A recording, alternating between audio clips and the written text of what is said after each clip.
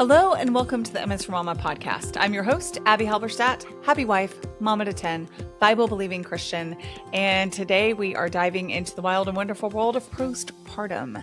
I know that is some people's favorite time of life where they get baby snuggles and it just feels magical and fuzzy and warm, and a lot of other people find it really, really challenging. And so we are talking in this episode about ways to address and approach postpartum in a God-honoring way that still helps you have practical strategies to address the challenging parts. I think you're going to really enjoy it. Before we dive into that interview with my guest, Anne-Marie, though, I want to remind you about our podcast sponsor, Voetberg Music Academy. This is their 10-year anniversary, and to celebrate all summer long, every student that finishes their 6 Songs of Summer challenge will get $10 mailed physically to their door. Woohoo! And they can participate in this contest either as an individual or as a family because you can share lessons between siblings in guitar, fiddle, piano, ukulele, and mandolin. You can use my code for 20% off each month that you're enrolled with MS for Mama 20, but that code is changing soon. So if you want to take advantage of that, I would get after it. Summer is going to fly by, but that doesn't mean you can't have something to show for it with lessons from Voetberg Music Academy for as little as $30 a month when you use my code MS for Mama 20 at checkout. Check out VoetbergMusicAcademy.com. Okay, friends, when my guest today reached out to me about the topic of postpartum for moms and asked me if I had a topic specifically dedicated to it, I really had to think about it because I was like, do I not? But I don't think I do. So Anne-Marie from the podcast Postpartum on Purpose, did I say that right? Yep. Yes. Is here today to talk about a period in mothers' lives that can really throw us for a loop, right? True. Too true. Anne-Marie, tell us a little bit about yourself and why this is a topic you're passionate about. Okay, sure. Thank you. I am a wife and a mom of 5 plus 1 miscarried baby, 10 and under, and grew up as one of 7 and hoped to have a large family if marriage was in the cards, hoped that was all going to be on the table. And then in addition to that, I have about 10 years of nursing experience in my background, bedside nursing. So most of that was in the adult ICU. And that's just part of my personality. I've always loved high stakes environments. But over time, that's shifted a little bit from high stakes and high intensity to high stakes and a little bit slower paced. And I think there are fewer things that are high stakes, but oftentimes slower paced than motherhood and specifically postpartum. And while I entered into marriage hoping that we would have a large family, I also realized over time how ill prepared I was for that. And not because I didn't know how to change diapers. As one of 7, I knew how to do that plenty. But there was a lot that I lacked in terms of skills, both to manage my mind and then to manage my household. And another part of my personality is just always wanting to connect people to resources and other people that can be of help to them. And part of how I have processed and grown through my own postpartum each time has just been like, okay, what from this is teachable? What from this can be helpful to somebody else? And almost 2 years ago in May, that led to the founding of the Postpartum on Purpose podcast, which is what brought me here today. I have also in my background, besides the nursing, medical editing and writing. And so those are things that I do on the side still to this day. That's kind of how nursing continues to weave in. And then I homeschool 2 of my kids as well. Yeah, so you're not busy at all. No. I can relate. I totally understand. I think that in a lot of ways, and there are going to be people that listen and say, that's just not who I am. Not every mom is made that way. And that's true. We are all unique. But I think a lot of what motherhood is multitasking, a lot of different facets of life and figuring out, I think, kind of like you said, how to weave it in. Yeah. You said high stakes, but slower paced. It kind of depends on which stage of motherhood you're in as far as the slower paced or not. I feel like I passed up the slower paced about 5 years ago. And with teenagers, it definitely feels like it speeds up the pace quite a bit, but I can relate to everything you're saying. I've been there, lots of kids, under the age of 10 and, dabbling in things on the side, homeschooling, doing all the things and having lots of postpartums woven through there, which can really cause some major speed bumps, especially if you deal with any kind of issues afterwards. I mean, I've had some postpartums where, you just had a baby. So there's recovery and there's sleeplessness and there's, breastfeeding soreness, and there's feeling ravenous, and, just all the things, and then other kids to take care of. But I've also had some that, had some unique challenges. So maybe share with our listeners, watchers, what some of your postpartums have been like, because I'm assuming that has at least partially fueled your desire to share what you've learned. Sure. Yeah. So I think the frame of reference that many people bring to the conversation on postpartum is the one of postpartum depression. And that's searched 930,000 times a month. That's the top predictive search text term. You type in postpartum, what's coming next automatically, whether it's Google, Bing, no matter what your search engine is, depression. And I knew that my own mom had experienced that with several of my siblings. And that was the lens through which I approached motherhood, was this fear, is that going to happen to me? On the one hand, I want to have a large family. I want to be open to having a large family. And yet I'm very afraid of experiencing postpartum depression. And I did pretty well after the first child because he just fit right into the lifestyle I was already living. It required very little change from me. And then when the second came along about 20 months later, that shifted things for us quite a bit. She was in the NICU right away for 5 days, had surgery on her second day of life. And it was just a very abrupt change to what I was already used to, the pace that I was used to, all of these things. And several years of unraveling, I would describe it as, after that, just struggling emotionally and not knowing exactly why, and continuing to trying to pin it on hormonal issues, even when there wasn't evidence of those anymore. At one time there was, and then there wasn't. But then thinking, okay, but why am I still struggling? Why am I still struggling? And we waited about 4 years between babies 2 and 3, and then we had a miscarriage towards the end of those 4 years, because I just could not get a handle on why I felt so rough. And I thought, Jiminy Christmas, if days are hard, I don't want to also be pregnant on top of that and trying to raise another very small person. And slowly I got to a point where I was open to counseling, because I hadn't been for a long time. And then that helped shift a lot of things. And I wouldn't describe that as the fix. I would say that is the beginning of a turnaround. Right. And that's just been something in my experience, I would say, progressively over time, is just this idea that we change slowly, and that good change often comes slowly. And I've had 3 children now in the last 5 years, and each one has revealed something else, I think, either in need of healing, but then also new skills needed to learn.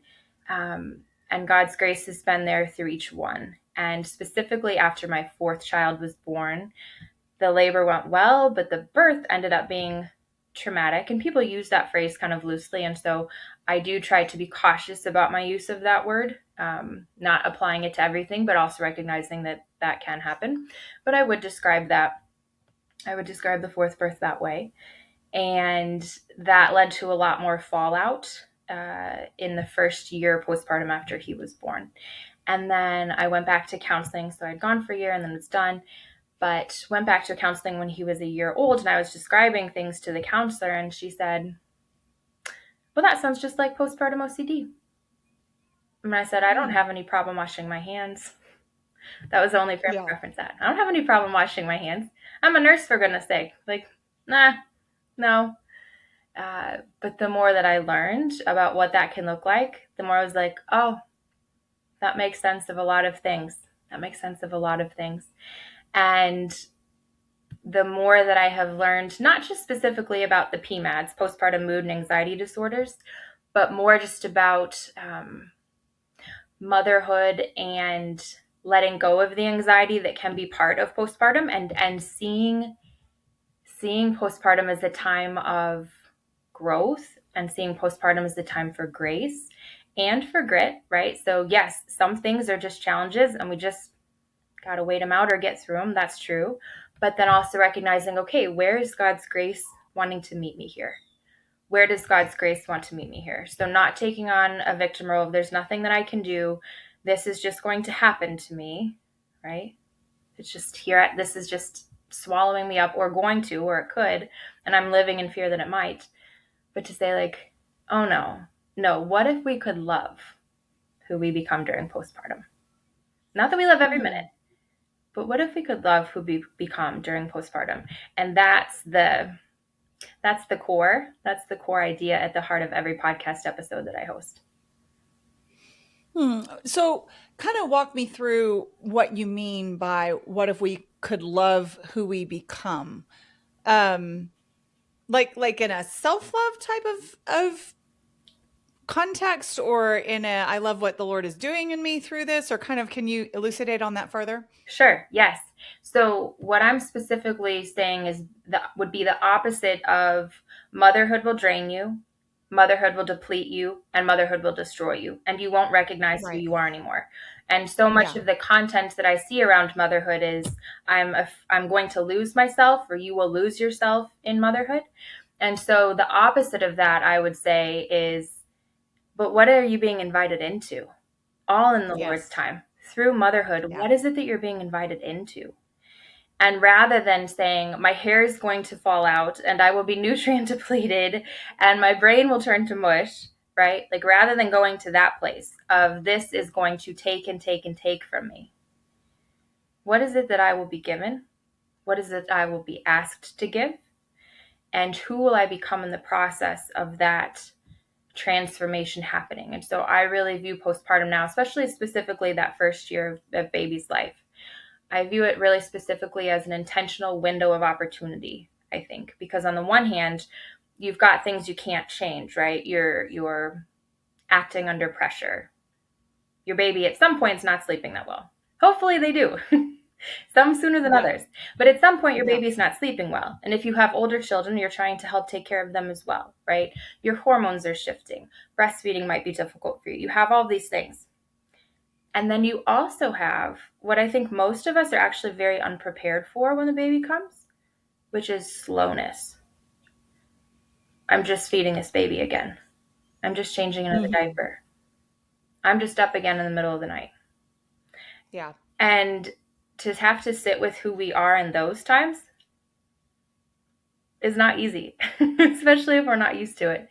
And so that's what I mean by loving who we become, is to recognize like the Lord seeks everything for our good, right? He brings all Yeah. things to the good for those who love him. And so while I don't dismiss the fear of having postpartum depression, I think we can hope for much more than that, for something that is actually a growth experience for us and not an experience primarily marked by depletion and by loss and by negativity. But like, no, what is the good that I'm being invited into? Because motherhood is an institution that he gave to us, he created for us.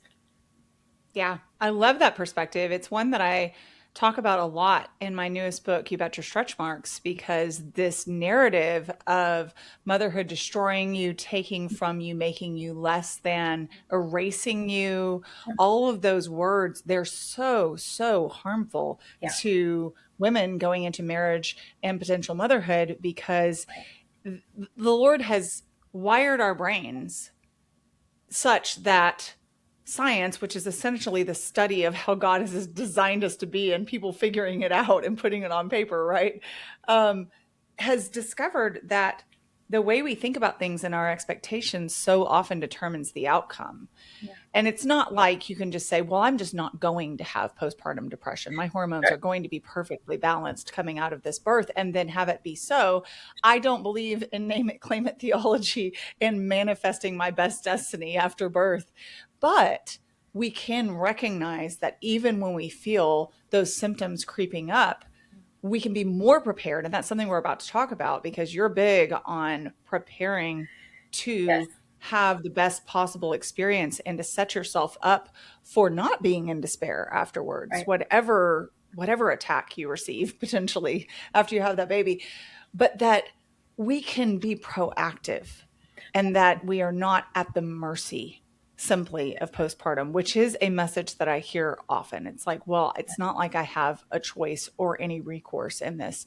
And you very specifically say, not only do you have recourses, but I've got some specific ones to offer you. Can you talk about some of those? Yes, absolutely. So the most basic thing that I think can be helpful is just recognize this idea that we prepare for the things that are big and we prepare for things that are important to us, right? So we anything that's worth doing well, is worth preparing for. And so often, especially I think if we're on our first, maybe second kid, we're like, the birth, the birth, the birth. What is my birth plan? What is my, like, how do I want this to go? But I think a postpartum plan, and I'll get to that in just a minute, can be even more important. But the idea behind that is just that this is the time worth preparing for. This is a time worth actually thinking intentionally about, okay, how might I like to help for this to go, but then also how might I like to get support? So when I'm in my first trimester, as early as the first trimester, I write down 2 questions on a piece of paper. Who can help me? What can they help me with? Who can help me? What can they help me with? And I don't actually start from what do I need help with. I start with who is willing to help me and then what they are able to do. Because I make it more likely that somebody will help me if I am asking them to help me with something that is easy or within their wheelhouse, right? And also I am setting my brain up for a possibility mindset, not of I'm lacking these things and who am I going to find to make them happen? But what do I have available to me? What are the resources that I already have available to me? I'll get to what I still need and need to fill in the gaps, but like, what do I already have that's present? And so then as and I love that. I'm just sorry. I'm just jump in and say I love that mindset shift because even though mindset shifts can't determine outcomes in and of themselves, Sure. they can help us to recognize possible outcomes, like you were saying, the possible. Yes, you can't guarantee that person that seems like they would be willing to help is going to have the freedom to do it. But what I get messages about all the time are people that are like, well, because my mom is my anchor for sure. My mom, my husband, my older kids at this point, but my mom has always been the one that would be the first person that comes to mind if no one else would, and is such a servant-hearted person. And they're like, well, I don't have her, so I don't have what I need. I think we can kind of funnel our vision down to this single point of, well, if it doesn't look like that, then I'm out of luck. And that is one of the first episodes that I did on the podcast, and one that I return to very frequently, is building your grandma tribe. Because many women won't have the family help that they need. And it might be because a family member isn't close by. They might not be mentally healthy. They might not be physically healthy. They might be caregiving for somebody else. But whatever the reason is, if your family can't help you, then you need to build a grandma tribe. And a grandma tribe at its core is just this idea of asking people for help who have help to give and are willing to give it. And by help, I guess I mean like the time to help you and they're willing to help you. And often that can look like grandma-aged women. That's been my experience, whether it is grandma-aged women who have children that are grown. Maybe they don't have any grandkids yet, or their grandkids are grown, or they have grandkids, but their grandkids live 6 states away. And so they are looking for some people to read stories to, or some babies to snuggle, right? Our very first grandma tribe member came. She and her husband sat behind us at church when I was pregnant 28 weeks with number 2. We moved to a new area and a new church, and they sat right behind us. And just very slowly over time, we got to know them better and better. And now they're our emergency contacts, and they have in fact been contacted for many an emergency. But then even more than that, we have grandma tribe members. One of them is watching my children right now. She lives about 10 minutes away. And every Thursday, she comes for an hour and a half. And she brings all her Goodwill books that she bought the week before, and an Oreo for every kid and a Capri Sun. And she spends an hour and a half of time with my kids.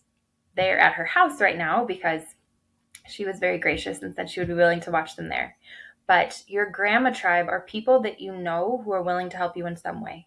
Maybe not in every way that you need, but somebody who will be there when you need them to be there and show up for you in ways that are helpful and ways that encourage your own motherhood. Now, our grandma tribe members are all different types of people. A grandma tribe member can also be a single woman, right? Might be a single woman in her 30s or her 40s who has, again, love and generosity to give and is willing to give it. I would love to talk about what it looks like to develop that relationship with someone who might be part of your grandma tribe, as you put it, because I think one thing that I get the impression from in a lot of the questions that I get asked is that people are frustrated that they're not being poured into but I can't tell for sure whether they're actually offering connection or reaching out in the first place. Any thoughts on that? Yeah, lots of thoughts. One thing is to look around you at the places you already are, right? Who is around you at church? Who is around you in your neighborhood? One Grandma Tribe member that I know of is a lady who lives 2 or 3 houses down from the woman that I know, and she watches the baby while the woman goes and picks up her kids. It's as Mm-hmm. simple as that, right? She knows her well enough to know that she's her neighbor. She's a nice lady, and this is the level of relationship that they have. The woman is not coming over and cooking meals, cleaning bathrooms, but she is able to serve in this way. And the way that the thing that I'm always paying attention for is anytime someone says, "Let me know how I can help." Don't say that to me if you don't mean it. Don't say it to Yeah. me if you don't mean it. But I want to encourage other women to be aware of the things that are already being offered to us. The people who have already said in so many words, "I'm willing to help you." But you might have to be Sure. specific with them. And again, like I said previously, you might have to be specific with them in a way that they can actually help you. As Yeah. if I'm saying, "Well, I need childcare from 9 to 5." Okay, but this person works 9 to 5, then that's not a good fit. So they're willing to help me. What is a way that they actually can help me? And as far as building a relationship, I think you can start really small, and you can start with a really small ask and see where things go. Before my last baby was born, I asked a woman who I thought could be really great if she'd be willing to come over and play games with my big kids for a couple of hours for the first few Sundays. Just to help really pour time and attention into them as I got very focused on the baby. It didn't work out. It didn't work out. It wasn't a good fit. Okay. She didn't have Yeah. that time to give. All right. No problem. No problem. Did it sting a little bit? Like, but I put myself out there and asked you. Well, sure, but Yeah. then we move on. Right. And having an attitude of open-handedness in life in general is very helpful, and having an attitude of how can I bless you as well rather than simply receive blessing is so helpful. In which case we can recognize that that little sting was probably less about like that they did anything wrong. They didn't have the time to give or weren't even maybe interested like we thought they would have been, Sure. but it was the Lord asking us to step out in obedience, like you said, to have the courage to put yourself out there Mm-hmm. and then to not take it personally. I think that is huge.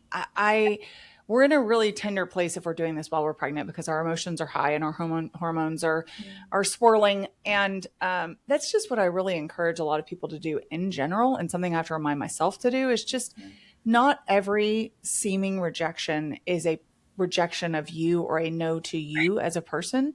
It very well could just be that it isn't a good fit and they may be a completely different personality. And to them, like I'm just thinking about someone I know that's like from a different state. I'm from Texas. We're very effusive, we're very friendly, we're very, talkative and southern. And this person's from the Northeast. And so if you ask them something like in a text, you might just get no as Mm-hmm. a response because Yes. that's like so rude in Texan, Yeah.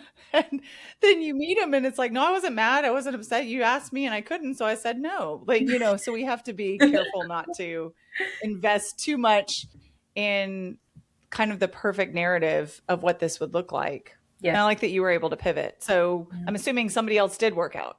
Yeah, another lady who is in her 50s, I think, or early 60s.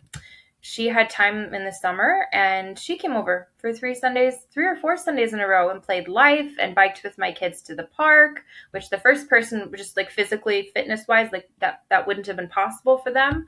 Yeah, so they biked around town and then they came back. Now, does every situation work out to be better than, but no, not necessarily, but in that particular circumstance, it worked out great. Okay, this isn't going to work. This isn't going to be a good fit. Okay, all right. No harm, no foul. Something else is going to come along. And I think the more that we can develop the skill of asking for help in small ways, like I said, in small ways, and giving our best guess at what would be possible for the person, right? That's a muscle that we have to build, and it will not just happen. if we don't have practice actually putting ourselves out there and just like seeing what happens. And then recognizing that we are offering a gift to them as well, right? And not every gift will be received, but the gift is the gift of time spent with small children who will make everything funnier. Children who will make everything funnier. And then at Christmas time, like those people are all getting our Christmas card. We'll do flower bouquets for them throughout the year. All of those ridiculous crafts that the children get from Vacation Bible School, those are all going to the Grandma Tribe homes. Those are not staying here. All the crafts, they're getting the crafts. They're getting things on their fridge. So we recognize that it's not about taking, but about offering an opportunity to spend time with children, and then to express gratitude that they're needed, right? That they're needed, that they've not been forgotten, that they're not alone. One that I can think of, one of our Grandma Tribe members is a widow, and her grandchildren are grown now. But she's still young. She's still young, and she's still pouring out with my kids. That's awesome. So I know there are some mamas out there that are thinking this is all well and good, but we have not found our church family, and we've looked and looked, and I've reached out, and people like I've one particular person who's told me this multiple times that they've reached out to lots of potential mentors and just been rejected a lot. I think there has been a diminishment of the expectation in older generations that they will continue to pour into younger generations. We have a lot of disconnect, and we have a lot of selfishness in a lot of generations.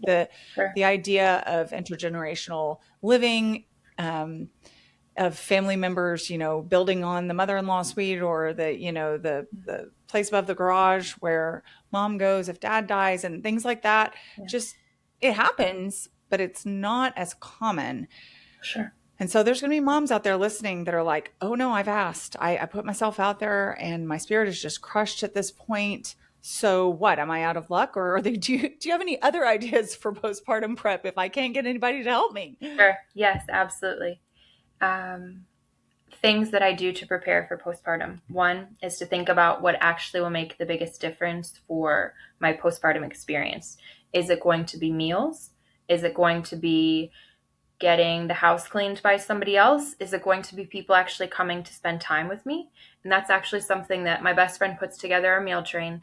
And I have her put in the description, like, I would love for you to stop in for 15 minutes when you drop off the meal if possible. Like just being that specific with people. Or now I always do, I would love for you to drop off magazines if you have them, anything but tabloids, like Midwest Living, Southern Living. I got every paint color in my house off of a color palette that was in a Better Homes and Gardens issue that I received 10 months ago now. Nice. So just like being very specific about the things that will actually have an outsized impact on your postpartum, to the extent that you know them, right? And things change. You can be flexible. But the things that I know will make a difference for me: flowers, including flowers from somebody's garden, and magazines. I'm going to be sitting in this chair wherever I am, parked in my living room, parked in the bed, wherever. Like, I'm going to be sitting in this chair a lot in the first couple of weeks. And I would love to have something to just flip through with one hand. Like, at least one hand will be occupied, but I'd love to have something to flip through with one hand. Those things I think can be helpful to make, like I said, a postpartum plan, not as in like, do this, don't do this, do this, don't do this for the baby, the way that a birth plan is. But yeah, thinking about like, okay, how might I like this to go? If I weren't just operating out of a fear-based perspective, like I just want to avoid being crushed by infirmity, right? Okay, if that's not the approach, if that's not the approach, what might I like this time to look like? And then I also prepare my older kids. Before every postpartum, I prepare them with new skills. Like, what are the things we are going to need from you for our family to grow in a healthy way? And I also want to put a tiny caveat in that we have about 2.5 weeks with every baby of honeymoon period. And then all of the wheels fall off the cart for about the first 2 months, like until the baby's about 2 months old. So that's just, or I should say the wheels are very wobbly. Generally speaking, they do not fall off the cart, but they get very wobbly from about 2.5 weeks till about the 2-month mark. So that's another thing. Like in every postpartum, I'm just making, if they're not physical, they're mental notes. Like, oh, this is happening. and just to be as non-judgmental about it as possible. Oh, this is happening. I will at least think about this next time, if there is a next time. But preparing the big kids. Yeah. So I think about things like we wanted to get the now 2-year-old potty trained. Uh, we wanted to get him potty trained, but I thought, you know what? I don't want to do that when the baby's a month old. So we're actually going to wait a lot longer to do that. He's 2, but like, we're not going to do that during postpartum early on. We're not going to do that. But then on the other hand, my big kids, when I was in second trimester and had some modicum of energy, I got them to do where they are now managing all of the dishes, right? I'm scrubbing the cast iron, but everything else they are processing start to finish. They can take care of that. My hands don't need to be on that process. And so that's Right. something that I think moms can be very strategic about. And if you're thinking like, okay, well, my baby is 2. What is my baby going to do? Okay. All right, perfect. Your baby can throw away dirty diapers and your baby can bring you Yeah. a water bottle. And also something that I think is very important is allowing our older children to have time for independent play. Something I think can be Yeah. really difficult is to have a child, the youngest, whomever the youngest is, who is so used to me for every need, comfort, desire, and problem. And then, oh, look, who is this new stranger? And why are they not leaving? Yeah. We cut that off at the pass, so to speak, in several ways, or do our best to do that. One of them is what we call our culture of unconditional positive regard for a new baby. So from the very moment that we announce that a new baby is on the way, everything that we are saying, my husband and I, in the hearing of our children after that is, we're excited for this baby. This is going to be awesome. Yeah. This is going to be really good. And our kids know, because of the grandma tribe, that it really is going to be really good when the new baby comes, because people are going to bring us meals and people are going to come play games with them and talk to them and take them to the park on walks and do these things. Like, they know it's going to be good. But those are the ways that we can help our children to practice independent play, and just to have them like go. We have what's called baby jail, but it's this plastic gray enclosure. And so once the kids get old enough, whoever the youngest kid is, like, I will put them in there rather than keeping them right next to me while I'm making meals. And so they're in baby jail, but Yeah. that's just to protect them from getting into things while I am in another room.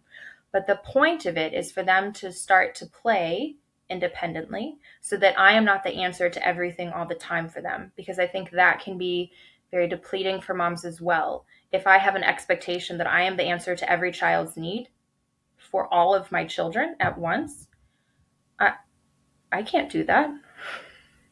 I Right. can't do that. Yeah, we've got to teach some problem solving skills. And while that sounds like a ridiculous thing to say about an 18-month-old, even just being willing to let them be uncomfortable for a short period of time as they figure out how to put blocks together Yep. in as much as they're capable, or pick something up that they have to reach hard for instead of immediately running over and doing it for them, that actually is the beginning of teaching them problem solving skills. It's the beginning of not being their constant rescuer, Correct. while at the same time they know that in situations where they actually needed rescue, we'd be there in a heartbeat. It's finding that balance. I'm completely with you that right now, for example, for homeschooling, the thing that saves my bacon the most, because my 5-year-olds are not doing formal school yet, just life school, and they will be very soon. And we read and we do all the things, is that they play together so well by this point. But I have to provide the caveat Yes. that they didn't do that particularly well for the first 4 years of their lives. We worked on it incrementally for a long time. And they were actually my clingiest kids, probably because there wasn't a baby that came after them to kind of boot them out of baby status Sure. naturally, Sure. which had happened with every other kid. So that makes perfect sense. And then just personality wise, they were like, Mama is my be all end all. And of course, that's wonderful, but it's also, as you say, exhausting. And so I had to bit by bit say, you can walk, Yeah. you can pick that up yourself, Yes. you can put that in a bag. I'm not going to do that for you because you are capable. I'll stand here and watch. I'll stand here and help if you absolutely need it. But it's when we almost shoot ourselves in the foot when we become impatient with that rather maddening process of learning independence and separate play, and we step in so quickly to make it easier on ourselves in the moment. But then in the long run, you have kids that expect you to jump in and fix it. Yes. Yes to all of that. You were talking about how that independent play can be such a blessing, and yet we have this culture of attachment parenting that is very big right now. And surely there are some young moms out there thinking that we're like abandoning our children emotionally. Any thoughts on that? Honestly, I don't have like a, well, here's this study that'll prove to you otherwise. I will just simply say, and this is just the attitude that I take always in the podcast, because sometimes some of the things that I encourage, yeah, very definitely would not go in lockstep with attachment theory parenting. But here's the thing that I just consider people to keep in mind: is it working for you? Right? Is it working for you? Yeah. Yeah, if you've that's a taken if great you've taken question. that approach, is it working for you? And I'll say sometimes, like something that maybe I've shifted my perspective on, right? I'll say, yeah, I used to get real prickly about whatever. Like that's just the way that I phrase it. And if I'm saying something in the podcast that is going to be different from what some moms have read and heard on Instagram and every other form of social media, then I'll just say, this might feel prickly. This might feel prickly. But I'm just inviting you to consider, just like kind of open hands, right? Like I'm inviting you to consider, open hands, open heart. If you're doing something else, is it working for you? That's all. Because we're Yeah. big girls. We are all big girls on the podcast. We are all big girls here, and we can think about like, okay, maybe I've been told you'll ruin your baby. Your child will be in counseling someday. You're destroying your relationship with them. Well, we don't want that, do we? We don't want that, No, do we we? don't. No. But But if fear is driving our actions, do we want fear to be driving our reactions? Yeah. Yeah. How would we I like am to be? Yeah, we would like to feel like we are parenting and mothering from a place of confidence that we have our children's best interests in mind. We are being intentional. We are above all honoring God with our actions. And so I think when we see someone clinging to an ideology more than they're clinging to Jesus, and you're like, what does that even mean, Abby? Um, an example, and this may feel prickly for somebody, and that's okay, especially if you hear parts of it that describe your scenario and you immediately go, but that's not how it works for us. Well, then this doesn't apply to you. But I've had young moms message me who are um, so entrenched in the mindset of co-sleeping, Oh, for example, which is it's completely different topic, but like kind of along the lines of what we're talking about. Is it working for you? That their husband is now, he's been evacuated from the bedroom, and and it's been going on for a really long time. And they're asking me marriage questions and why they don't feel connected to their husband. And they're asking me questions about intimacy and they can't figure out how to make that work. And they're talking about feeling very distant from their husbands. And but they're also telling me about this close co-sleeping arrangement and how it's better for the baby and that the baby will be harmed emotionally and their attachment will be harmed if they don't have it, but they're also seeing the trickle down effect on their marriage. And it's almost like they can't see the connection. And so you can ask some questions.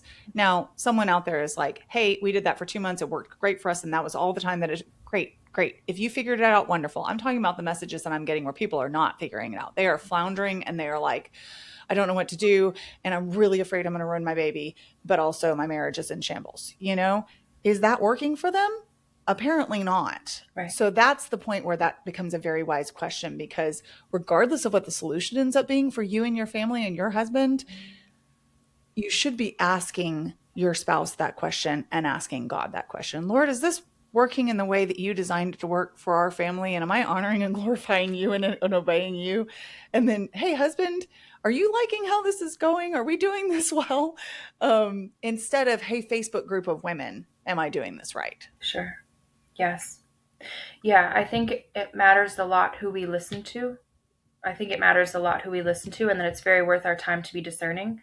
Something that I tell myself, and this is going to sound absurd because it is, but something that I tell myself when it comes to how much time I'm spending on the internet is, if I was a fancy person, by which I mean like one of the people who has a bazillion followers that everybody is tracking their every move. If I was a fancy person, like, how would I be spending my time? If I wasn't simply concerned about how everybody else does things, right? Like, what would I be doing with my time instead? How would I be doing it if I wasn't worried that so and so does it differently? And what is the fruit that's coming from the people whose attention who I give my attention to? I think who we pay attention to can be very telling in a lot of ways of like where we are at. But a question we can just ask ourselves to see, am I paying attention to people who I should be? Would be, what's the fruit that's coming from it, right? Like, what's the fruit that's coming Yeah. from it? And go from there. Yeah, I outright recommend that people unfollow accounts where they find themselves being dragged down into a pit of negativity and complaining and despair.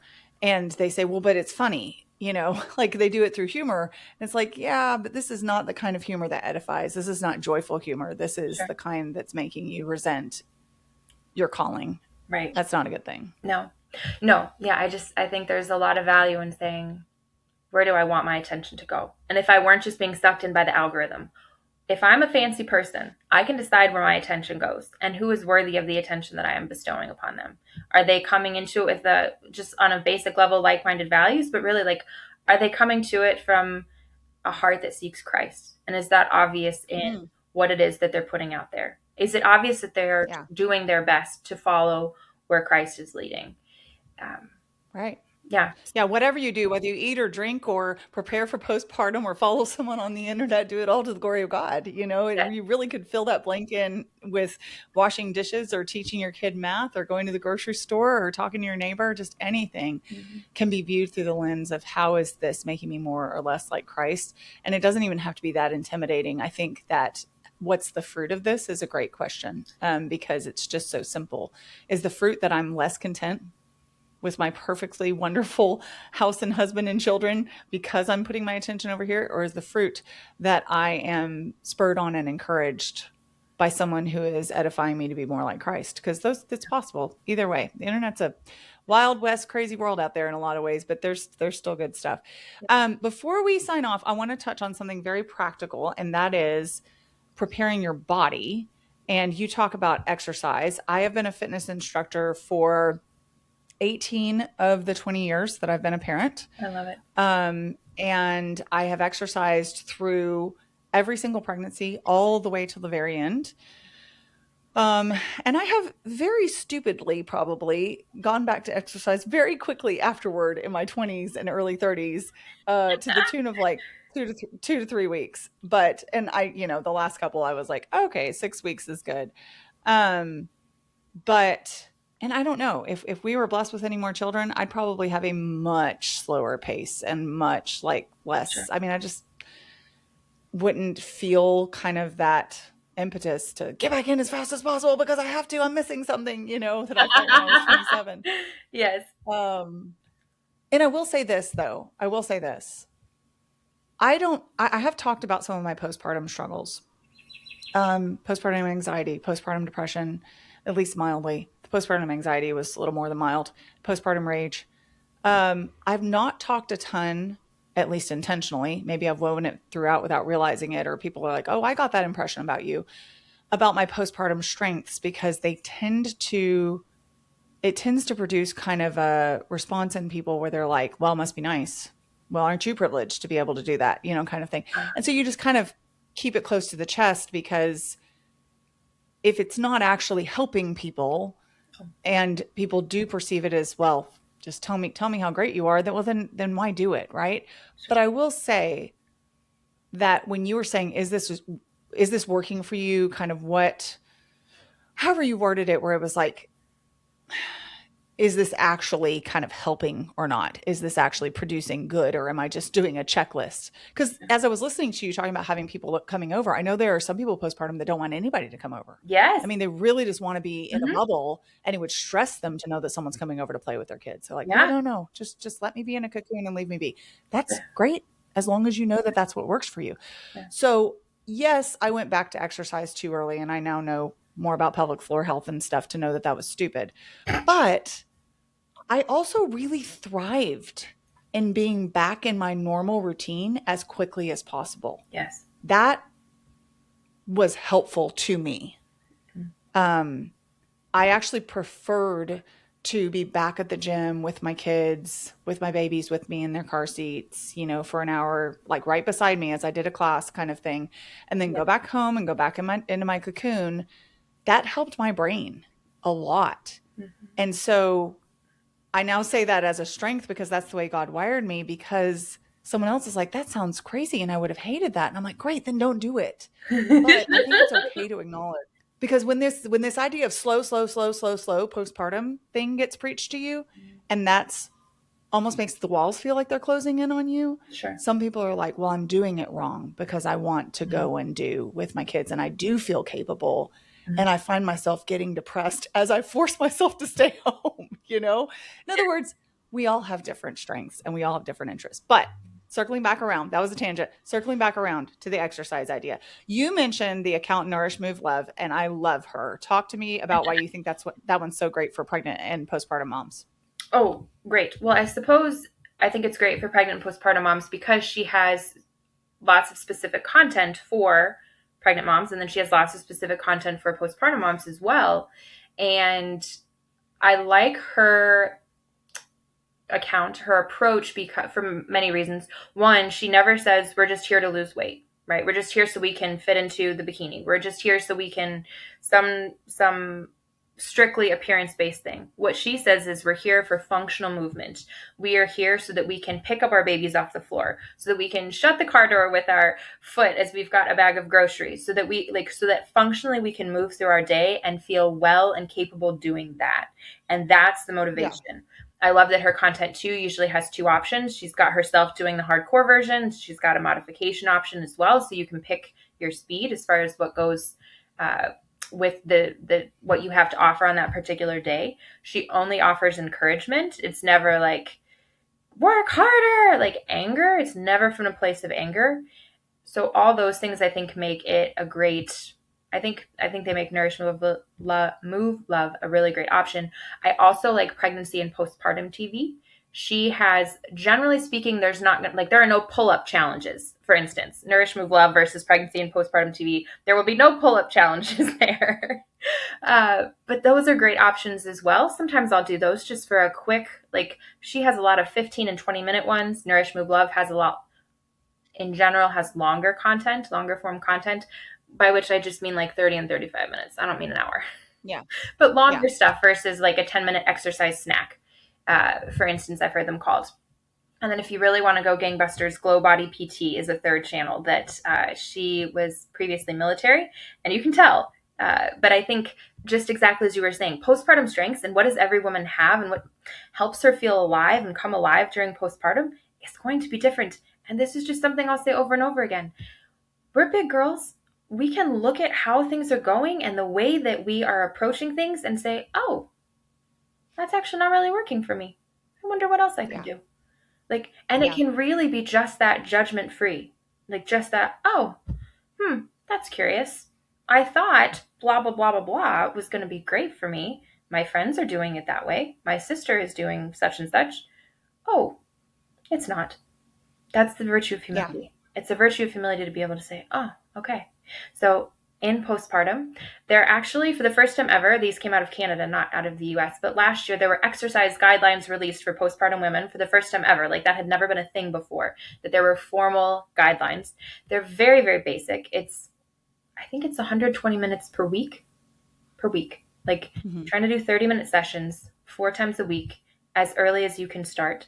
And the most benefit in terms of preventing or mitigating postpartum depression was if you got started before 12 weeks, which is a pretty low baseline Hmm. too.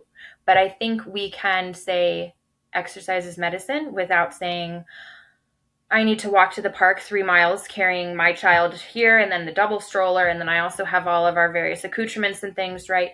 If we weren't saying, I'm doing this to prove something to myself, as much as we were saying, I'm doing this so that I can show up well for myself during what's stressful and for my kids and give the best that I've got, okay, well, then how might that shift things for us? Because yes, the more that we learn, the more we see, oh, yeah, movement is helpful. Movement is necessary for our bodies, even in postpartum.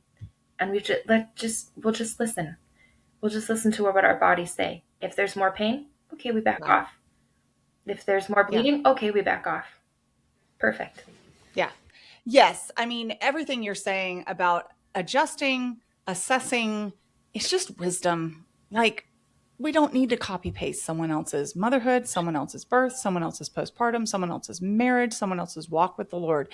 There are principles that are good, right, and true that are found in God's word. And one of them is that we seek the Lord we ask for wisdom. And it says that he gives it freely and without reproach. I'm always quoting that verse from James 5. And so I love that you're encouraging moms in this area. And I love that you're pointing out that movement, regardless of how it looks, actually can ward off and help, or at least help to ward off some of these symptoms that we're dealing with. Sunshine, I would say, would not be another really big one if you have it at your disposal. Anne-Marie, anything else you want to leave us with before we're done for today? No, I think just the encouragement that this can be a beautiful time. Truly, it can be a beautiful time. Yeah, absolutely. Thank you so much for coming on and sharing with us. We will put your podcast info in the show notes and anything else that we've mentioned that would be a practical resource. And I just appreciate your time today. Terrific. Thank you.